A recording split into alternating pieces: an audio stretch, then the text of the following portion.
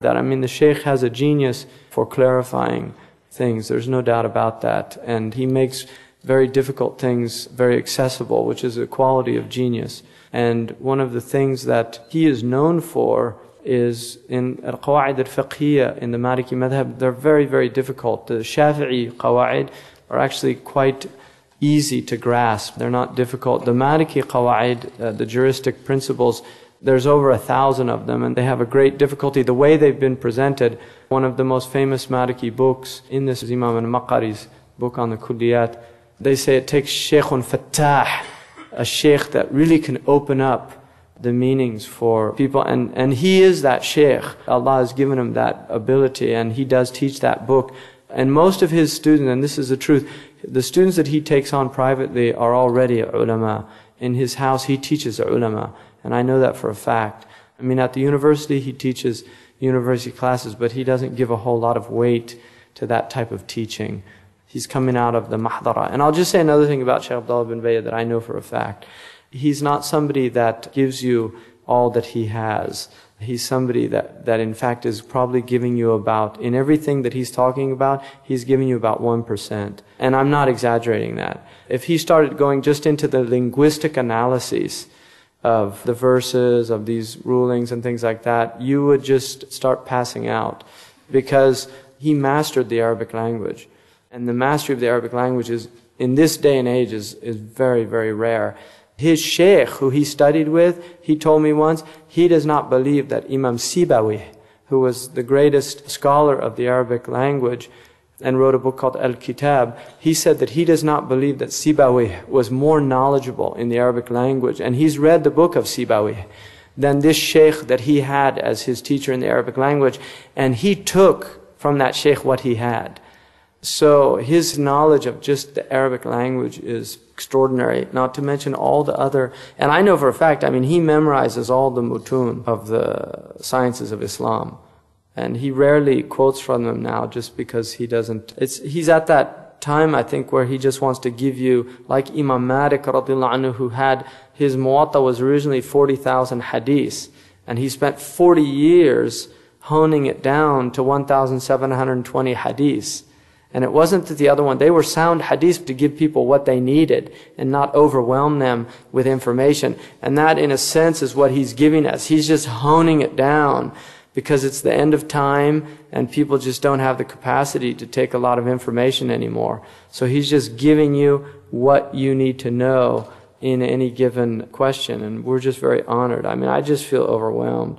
Just that he's here, sitting here in California, teaching us. It's overwhelming because he really is one of the, I mean, I would say in relation to our time and the level of our students, it's like having Imam al-Ghazali or Imam Shatibi in his time in relation to his students. I don't feel that there's any hyperbole in that statement. I really don't. People have forgotten the qima, the real value and weight of Ahlul Dhikr. You know, the people of knowledge who Allah has commanded us to ask.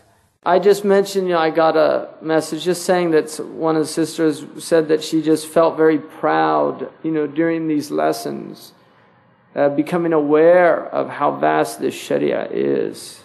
And also what a great deen Allah has given us, and given us scholars of the caliber of our Shaykh to reveal to us the secrets of this Sharia that are hidden from a lot of people. And I was saying that's from His fadl, His bounty over us, that really we feel this indebtedness to our Shaykh, and for giving pride, because this is part of the aims and objectives of this Sharia, is that Muslims feel a pride in that they're following this truth.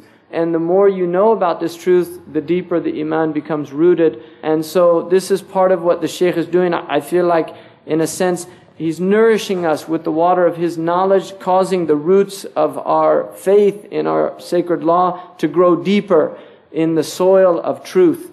And so this is a great gift that he's giving and sharing with us. And it's also the fruit of a lifetime. I mentioned in the Qawa'id al-Fiqhiyya that I hope everybody gets, because it was the lectures he gave last year and the year before. I guarantee you there's immense knowledge in all these things. And you can listen to it over and over again until you really understand a lot of these things.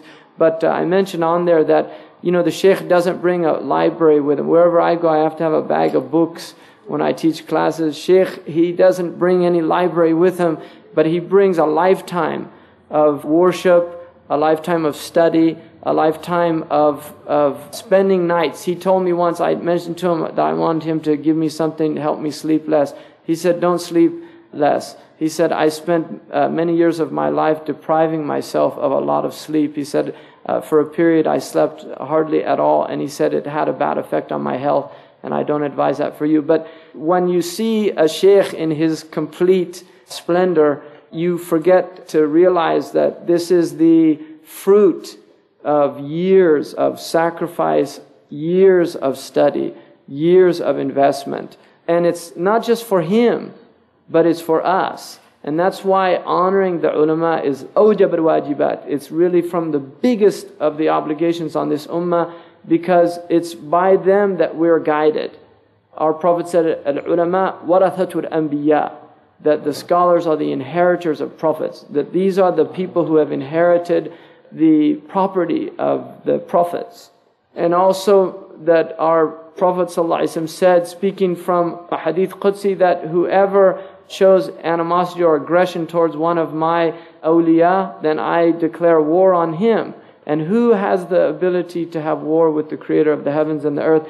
And like Imam Shafi'i said, if the ulama who act according to their knowledge are not the awliya of Allah, then Allah has no awliya. And so we believe this about our ulama. And Shaykh Muhammad al-Yaqubi, who is one of, I think probably of all the people here, he's really the person that is benefiting the most, because he's at the level of that. And he's probably the only person that can make this judgment, is that he said that I testify that the Shaykh has very few peers on this planet, in this ummah. So أنا دون ما تقولون دونه بكثير وجزاكم الله خيرا لعلكم ترون في